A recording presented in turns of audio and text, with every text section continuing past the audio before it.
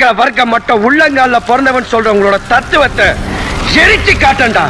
மனுஷன் அடிமைப்படுத்துற கொடுமையை ஒழிக்கிற வரைக்கும் எனக்கு இனிமே தூக்கம் இல்லை. VWD அரசியல் நிகழ்ச்சிக்கு தமிழ்நாடு காங்கிரஸ் சிறுபான்மை பிரிவு டாக்டர் ராயல் ஷேக் அவர்கள் கலந்து வந்திருக்கிறார். வாழ்த்துக்கள் சார். வணக்கம். இப்போ சார் ஜிஎஸ்டி போட்டு இப்போ வரி இது பண்ணியிருக்காங்க, அப்புறம் கம்மி பண்ணியிருக்காங்க. இதை பற்றி என்ன சார் நினைக்கிறேன்? ஏன்னா மொதல் 28, 30, 40, 15 இந்த மாதிரி இருந்துச்சு. இப்போ எல்லாமே 5% வந்துருச்சு. இதை பற்றி உங்களோட கருத்து, காங்கிரஸ் எடுக்கக்கூடிய ஸ்டெப்பு என்ன சார்? இது ஜிஎஸ்டியை பொறுத்த வரைக்கும் இப்போ எல்லாமே 5%க்கு வரல. முதல்ல 4 தேரிஃபாக வச்சுருந்தாங்க. இப்போ அதை என்ன 2 எடுத்துட்டு 2 தேரிஃபாக வச்சுருக்காங்க. 18%, 5% வச்சுருக்காங்க. இதனால் மக்களுக்கு எந்த விதமான பயனும் இருக்காது. ஜிஎஸ்டி தொடங்கப்பட்டது 2017. இன்றைக்கி 2024, 25 ஏறக்குறைய 2025 வரைக்கும் ஏறக்குறைய 8 வருடம் காலங்கள் ஜிஎஸ்டி வசூல் பண்ணி முடிச்சிட்டாங்க. இந்த 8 வருஷத்தில் மத்திய அரசினுடைய கணக்கு அளவுகோலின்படி ஏறக்குறைய 55 லட்சம் கோடி வசூல் பண்ணியிருக்காங்க. 55 லட்சம் கோடி வசூல் பண்ணி இப்போ மோடி 2.0 அப்படின்னு சொல்லிட்டு ஒரு சலுகைன்னு சொல்கிறாங்க. ஜிஎஸ்டி குறைப்பது எப்படி சலுகையாகும்? இதுவே ஒரு மக்களை ஏமாற்ற விஷயம் தானே. ஜிஎஸ்டி குறைப்பது என்பது எப்படி சலுகையாகும்? இப்போ ஜிஎஸ்டி காராக இருக்கட்டும், மெடிசனாக இருக்கட்டும், மெடிசன்லாம் இப்போ நில்லாக்கிட்டாங்க. சில மெடிசன்லாம் எந்த ஜிஎஸ்டியுமே கிடையாது. அது மக்களுக்கு ஒரு சௌகரியம் தானே. எப்படி நீங்கள் ஜிஎஸ்டியில் நில்லுன்னு சொல்கிறீங்க? மாத்திரை ஒரு உதாரணத்துக்கு சொல்கிறேன். இப்போ மெடிசன் சொல்கிறதுனால ஒரு மருந்து வாங்குகிறோம். மருந்து ஒரு 100 ரூபாய்க்கு மருந்து வாங்குகிறோம். ஒரு 1000 ரூபாய்க்கு 100 ரூபாய்க்குல எங்கே மருந்து இருக்குது? எல்லாம் 1000 ரூபாய் 2000 ரூபாய் விலை எங்கே கொண்டு விட்டாங்க. 2000 ரூபாய்க்கு மருந்து வாங்குகிறோம். சரிங்களா? நாம ஜிஎஸ்டி அதில் கட்டலைன்னு சொல்கிறீங்களா? ஜிஎஸ்டி கட்டலை நில்லு தானே போட்டிருக்காரு. ஏங்க மறைமுகமாக கொள்ளடிக்கிறாங்கிறதாங்க எங்களுடைய காங்கிரஸ் கட்சியினுடைய குற்றச்சாட்டை. எப்படி நில்லுன்னு சொல்கிறீங்க? நீங்க சொல்றது சரிங்க. அதாவது நீங்க ஒன்னும் புரிஞ்சுக்கலாம் நான் என்ன சொல்றேன். அதாவது என்னன்னா, ஒரு மருந்து வாங்க போனா ஒரு மாத்திரை, ஒரு சுகர் பேஷண்ட் ஒரு மாத்திரை ஒரு 3000 ரூபாய்க்கு வாங்குறாரு ஒரு மாசத்துக்கு. முன்ன 3000 ரூபாய்க்கு ஒரு குறிப்பிட்ட சதவீதத்தை ஜிஎஸ்டின்னு போடுவாங்கல்ல. இப்ப அது இல்லைன்னு சொல்றீங்க. அப்ப இல்லைன்னு சொன்னா நேரடியா உங்ககிட்ட அடிச்ச கொள்ளைங்க இப்ப மறைமுகமா அடிக்கிறாங்க. எப்படி ரேட்டு கம்மியாகுதுங்கிறீங்க? அது ரேட் இப்ப கம்மியானா எவ்வளவு கம்மி பண்ணிருக்காங்கன்னு சொல்றீங்க? ஜிஎஸ்டி எடுக்கல, ஜிஎஸ்டி விட்டுருங்க. ஒண்ணு கேக்குறேங்க, மாத்திரை செய்றீங்க, மாத்திரை தயார் பண்றது மெட்டீரியல் எங்க வருது?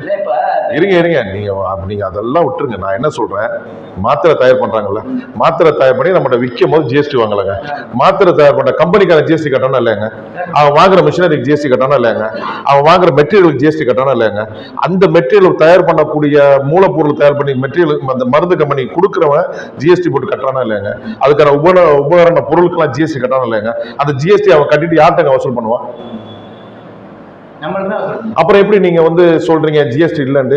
அதாவது என்னன்னு கேட்டீங்கன்னா, எண்ட் யூசர் மருந்துக்கு எண்ட் யூசர் இப்ப நாம மருந்து வாங்க போகும்போது ஏற்கனவே கட்டிக்கிற ஜிஎஸ்டியை இப்போ 2.0 சொல்லி குறைச்சிரு இல்லாம 0% சொல்றீங்கல்ல. இது 0% எப்படி சொல்ல முடியும்? நம்மகிட்ட நேரடியா பாக்கெட்ல இருந்து எடுத்த மணியை இப்ப மறைமுகமா பாக்கெட்ல இருந்து எடுக்கிறாங்க. அவ்வளவுதான், வேற ஆளை வச்சு எடுக்கிறாங்க. இதுக்கு முன்னால மத்திய அரசு, மோடி அரசு, பாஜக அரசு, இந்த பயங்கரவாத அரசு நேரடியாக ஜிஎஸ்டி போட்டு நம்மகிட்ட வாங்குறாங்க. இப்ப அப்படி கிடையாது. இப்ப என்ன பண்றாங்கன்னா, நம்ம நேரடியா நம்மகிட்ட வாங்காம நிறுவனங்கள் மூலியமா நம்மகிட்ட வாங்கிடுறாங்க. அதான் உண்மை இல்லை, நான் தவறா சொல்றேன். புரியல எப்படின்னா, ஹமாம் சோப் இருக்கு பாத்தீங்கன்னா, முதல்ல 40 ரூபாய்க்கு இருந்துச்சு, 44 ரூபாய்க்கு. இப்போ 40 ரூபாய்க்கு கம்மியா இருக்கு. ஜிஎஸ்டி கம்மி பண்ணனால அது ரேட் கம்மி பண்ணாங்க. சரி, அதோட மெட்டீரியல் எவ்வளவு? ஹமாம் சோப்பு மட்டும் நீங்க வாங்குறீங்க, ஜிஎஸ்டி 5% 5% ஆக்கியிருக்காங்க. இப்போ 5% வச்சுக்கோங்களேன். ஒரு உதாரணம் 5% ஆக்கிட்டாங்க, இல்லை 8% ஆக்கியிருக்காங்கன்னு வச்சுக்கோங்க.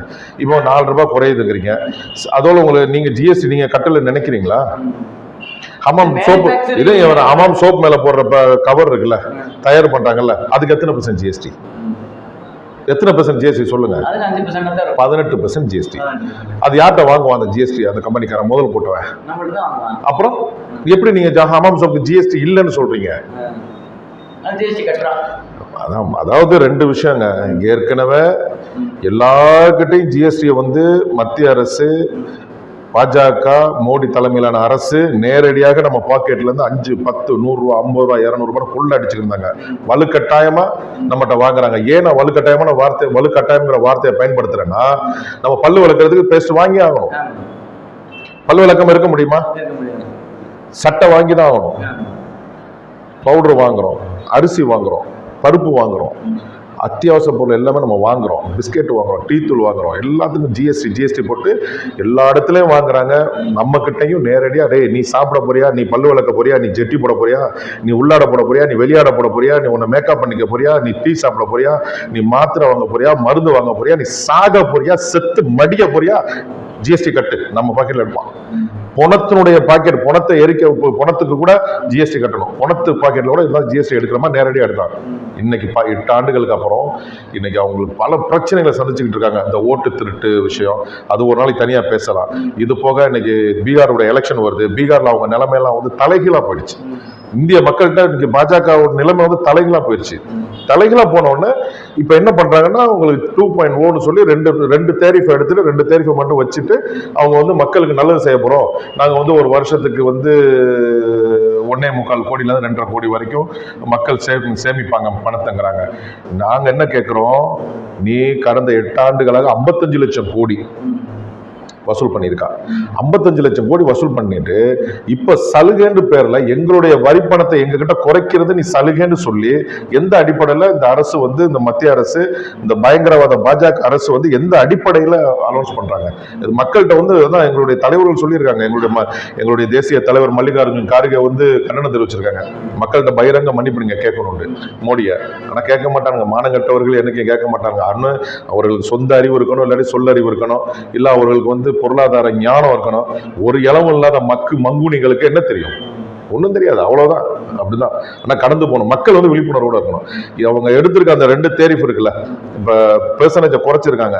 எதுக்குமே வந்து அவங்க வரி வந்து இல்லைன்னு சொல்லலை. எப்படி பண்ணியிருக்காங்கன்னா, முன்ன வந்து 28, 28ல இருந்து 5-8% வரைக்கும் 4 தேரிஃபா வச்சிருந்தாங்க. இப்ப 2 எடுத்துட்டு 2 வச்சிருக்காங்க. இந்த 2 எடுத்ததுனால எந்த விதத்திலையும் மக்களுக்கு பயன் கிடையாது. ஏன் பயன் கிடையாதுன்னா, நான் சொன்ன மாதிரிதான். இப்ப நீங்க முதல்ல சொன்னீங்கல்ல, ஹமாம் சோப்புக்கு 4 ரூபா குறைஞ்சிருக்கு. விழிப்புணர்வு உள்ள மக்கள்கிட்ட விழிப்புணர்வு கிடையாது. ஹமாம் சோப்புக்கு 4 ரூபா குறையது மட்டும் இல்லைங்க. எப்படி 4 ரூபா ஆக்சுவலி பாத்தீங்கன்னா, இதே ஹமாம் சோப்பு 18 ரூபாய்க்கு 19 ரூபாய்க்கு நம்ம வாங்கி போச்சோமா இல்லையா? 18 ரூபா, 19 ரூபா, 20 ரூபாய்க்கு நம்ம வாங்கி பயன்படுத்திருக்கோமா இல்லையா? 20 ரூபா சோப்பை நீ 44 ரூபாய்க்கு கொண்டு போயிட்டு நாங்க சலுகைங்கிற பேர்ல 4 ரூபா குறைச்சேன்னா இது ஐயோக்கியத்தனமா இல்லையா? இது வந்து இப்ப இந்த வரி குறைப்பு வந்து அரசியல் கண் துடைப்புங்களா? வேற என்னங்க? வேற என்ன சொல்லுங்க? நாட்டு மக்கள் மீது, மக்களுக்கு ஒரு சலுகை கொடுக்க நம்ம வரவேற்க வேண்டும். நாட்டு மக்கள் மீது அக்கறை இருக்கக்கூடியவர்கள் இப்படி சிந்திப்பாங்களா?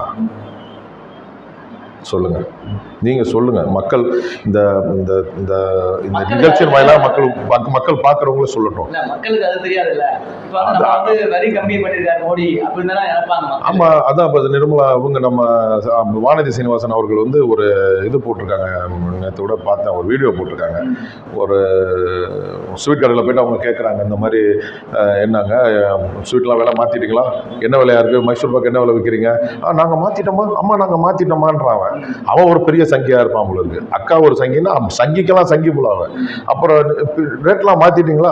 நாங்க மாத்திட்டோமா சொல்றாரு அந்த கடைக்காரரு. அதுக்கப்புறம் கேட்கறாங்க, மக்கள் என்ன சொல்லிக்கிறாங்க? உடனே ஸ்வீட் கடையில் போய் மக்கள் குமிச்சு சொல்லிட்டாங்களா? அறிவுனா, அடிப்படை அறிவுனா உடனே மக்கள் போயிட்டு ஸ்வீட் கடையில் அவர்களுடைய கடையில குமிஞ்சு போயிட்டு மோடி நல்லவரும் சொல்லிட்டாங்களா? அது அந்த கடைக்காரர் சொல்றாரு. பைத்தியக்காரனுங்க எல்லாம் முட்டா பசங்க. இவர்களுக்கும் பொருளாதாரத்துக்கும் சம்பந்தமே கிடையாது.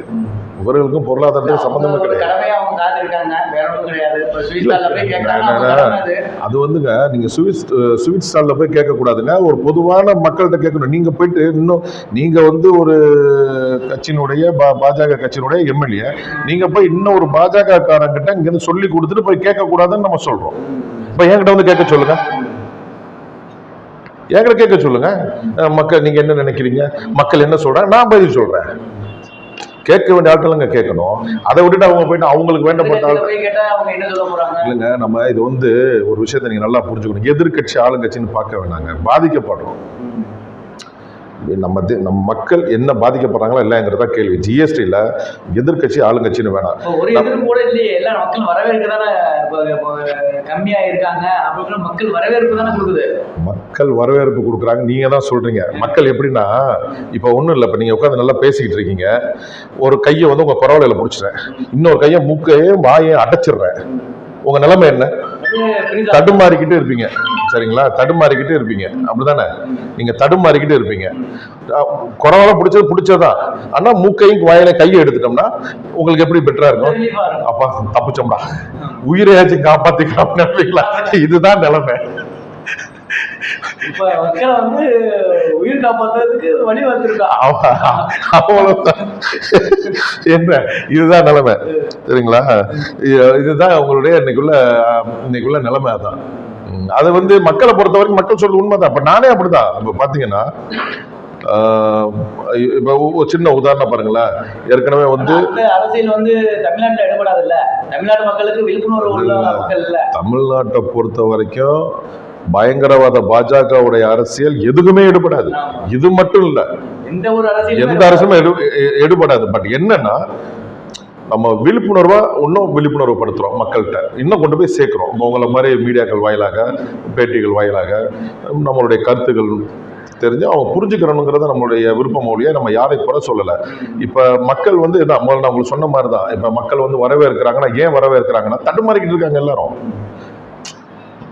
சொல்ல போறீங்களா? இப்ப வந்து இப்ப என்னன்னா, மூக்க லேசா எடுத்து விட்டுருக்காங்க, அவ்வளவுதான். சரிப்பா. தமிழ்நாட்டை பொறுத்த வரைக்கும் மக்கள் விழிப்புணர்வா இருப்பாங்க, அதனால கொஞ்சம் பாஜக பத்தி எல்லாம் தெரியும். இப்ப அதர் ஸ்டேட்ல, நார்த்ல எல்லாம் பாத்தீங்கன்னா கொண்டாடி தானே இருக்காங்க. எங்க கொண்டாடுறாங்க?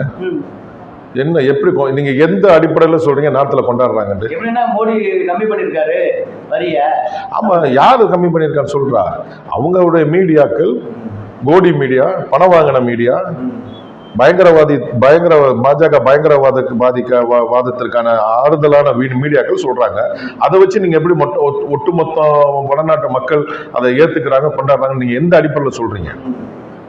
எதிர்ப்புகள் அதிகமா இருக்க. இன்னைக்கு நேத்து மோடியினுடைய உருவப்படத்தை எரிச்சிருக்காங்க, ஏமாத்து வேலைன்னு சொல்லி. அதெல்லாம் சொல்ல மாட்டேங்கிறீங்க. நீங்க எதுவும் கோடி மீடியாவா? கிடையாது. நம்ம எப்பவுமே யாருக்கு எகென்ஸ்ட் கிடையாது, நார்மலான ஒரு இதுதான். இப்போ நார்த் சைடு என்ன சொல்றாங்கன்னா அந்த கான்செப்ட்ல தான் நம்ம பேசுறோம். சார், நார்த் சைடு மொத்தம் பார்த்தீங்கன்னா தமிழகத்தை கூட அதிகமான மக்கள் தொகை இருக்கக்கூடிய மாநிலங்கள் சார். நீங்க ஒரு 4 பேர் சொல்றதை மட்டும் எடுத்து வச்சுக்கிட்டு நார்த் சைடு சொல்றாங்கன்னு சொல்லக்கூடாது சார். இன்னைக்கு அப்படியெல்லாம் கிடையாது. இன்னைக்கு எங்களுடைய தலைவர் ராகுல் காந்தி போறாங்க பாருங்க, எத்தனை கோடிக்கணக்கான மக்கள் கூடி நிற்கிறாங்க. சரி, எத்தனை பெர்சன்டேஜ் தான் ஓட்டு வாங்கியிருக்காங்க நார்த்தில்? அவங்க ஃபுல்லா சப்போர்ட் பண்றேன்னு சொல்றீங்க. எத்தனை பெர்சன்ட் தான் அவங்க ஓட்டு வச்சிருக்காங்க? எவ்வளவு மக்கள் தான் வந்து அவங்களை ஆதரிக்கிறாங்க?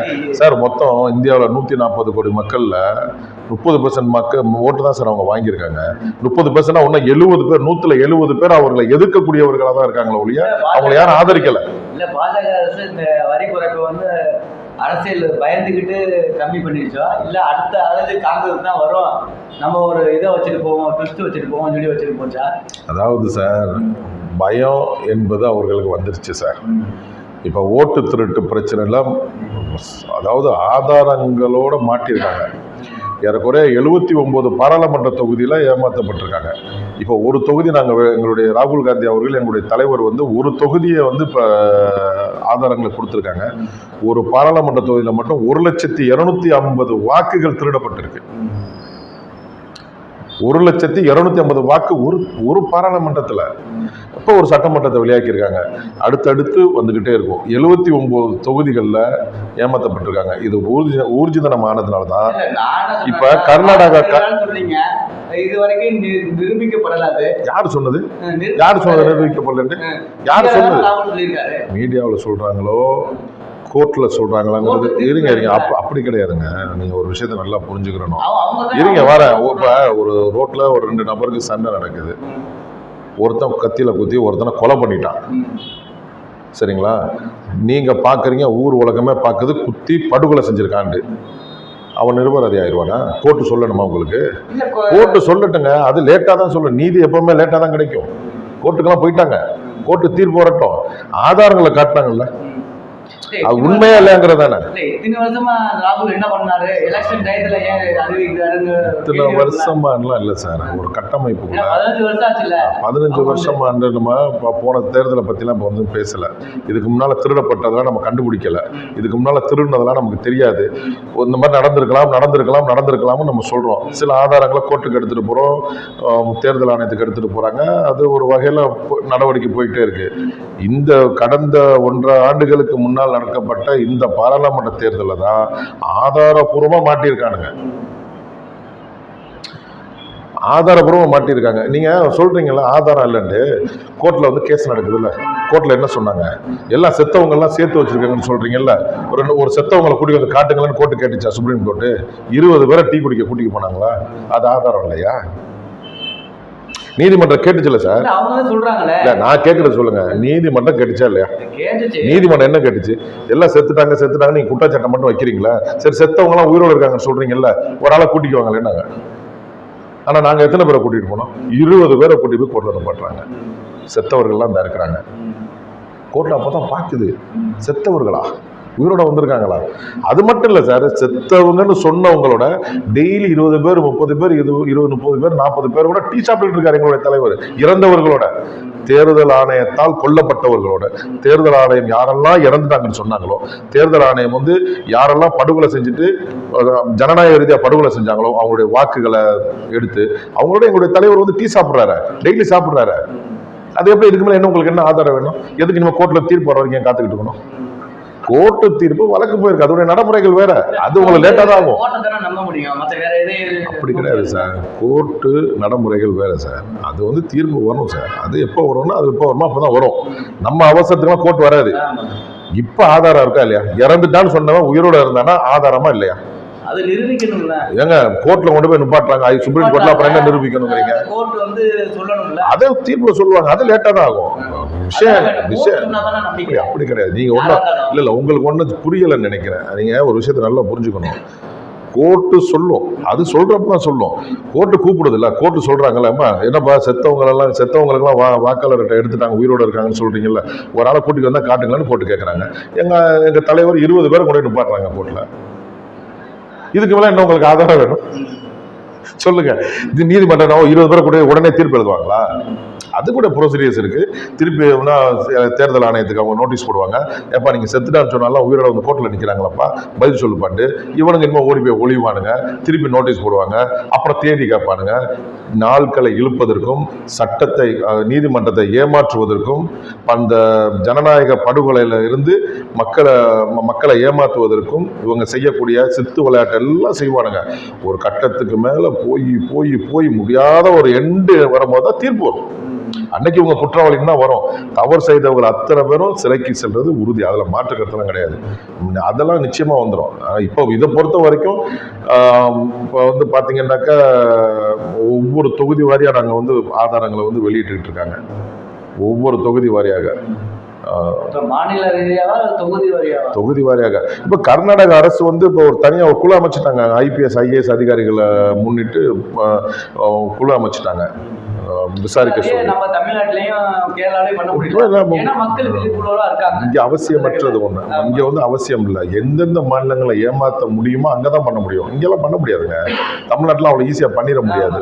ஒரு சின்ன இஷ்யூவா இருந்தாலும் மக்கள் வந்து மீடியாவுக்கு முன்னால வந்துருவாங்க, நீதிக்கு முன்னால போய் நீதிமன்றத்தை நாடிடுவாங்க. உடனே வந்து சட்டத்தை கையில் எடுத்துருவாங்க. வடநாட்டில் அப்படி கிடையாதுங்க. வடநாட்டில் வந்து எப்படின்னு கேட்டிங்கன்னா, ஒரு ஊர்ல இருந்து ஒரு ஊர்ல பொழைக்க போவாங்க. அவங்க வந்து தமிழ்நாட்டில் இருப்பாங்க, பல மாநிலங்களில் இருப்பாங்க. அவங்களுக்கு வந்து அந்த ஓட்டு வந்து நம்ம இங்கே கொடுக்க மாட்டாங்க. ஆனால் அங்கே என்ன பண்ணுவாங்க, அங்கே ஆள் நாட்டை விட்டு வெளியே போயிட்டாங்கன்னு சொல்லிட்டு அங்கே இது பண்ணிட்டு ஊரை விட்டு வெளியே போயிட்டாங்கன்னு எடுப்பாங்க. ஆனால் அவங்க இன்னொரு மாநிலத்தில் இருப்பாங்க. இப்போ தேர்தலாளர் என்ன சொல்லியிருக்காங்கன்னா, 13 லட்சம் வாக்குகள் வந்து நீக்கப்பட்டிருக்கு. 13 லட்சம் வாக்குகள் நீக்கப்பட்டிருக்கு. இறந்தவர்கள் அதெல்லாம் இப்போ இறந்தவர்கள் நம்ம கொண்டு போய் நிப்பாட்டுறாங்க. இந்த 13 லட்சம் வாக்குகள் என்ன சொல்றாங்கன்னா, 5,60,000 வாக்குகளுக்கு மேல தமிழ்நாட்டில் பதிவாயிருக்குன்னு சொல்றாங்க. அது எப்படி தமிழ்நாட்டில் எந்த ஆதாரம் இல்லாம, எந்த இருப்பிட சான்றுகள், ஒரு நிரந்தரமான இருப்பிடம் இல்லாம எப்படி இங்க வாக்கு கொடுப்பாங்க? அப்ப அது பொய் தானே. அங்க நீக்கினதுக்கு அவங்க பதில் சொல்றாங்க, பல மாநிலங்களில் நாங்க வந்து சேர்த்துருக்கோம்னு சொல்றாங்க. அப்ப தமிழ்நாட்டில் மட்டும் 5,60,000 வாக்குகளுக்கு மேல அந்த இதுல பீகார்ல இருந்து இங்க வந்து சேர்க்கப்பட்டிருக்காங்க. இப்ப இங்க என்ன கேள்வி இருக்குன்னா, சரி தமிழ்நாட்டில் நீ சேர்த்தான்னு சொல்றல, எந்த ஆவணத்தின் அடிப்படையில் நீ தமிழ்நாட்டில் வாக்கு உரிமையில சேர்த்தா, வாக்குப்பட்டியல்ல? நிரந்தர குடியுரிமை இல்ல சார் அவங்களுக்கு. இங்க நிரந்தர இருப்பிடம் குடியுரிமை இல்ல, நிரந்தர இருப்பிடம் இல்ல. நிரந்தரமா இருப்பிடமே இல்லாதவனுக்கு எப்படி நீ 5,60,000 பேர் தமிழ்நாட்டில் எப்படி சேர்த்திருப்பாங்க? சாத்தியமா? எல்லாம் பொய். இந்த அறிக்கை வந்து நம்ம சொல்லல, தேர்தல் ஆணையம் கொடுக்கக்கூடிய அறிக்கை. இந்த அறிக்கைக்கு நமக்கு சம்பந்தம் இல்லை, தேர்தல் ஆணையமே சொல்லக்கூடிய அறிக்கை அது.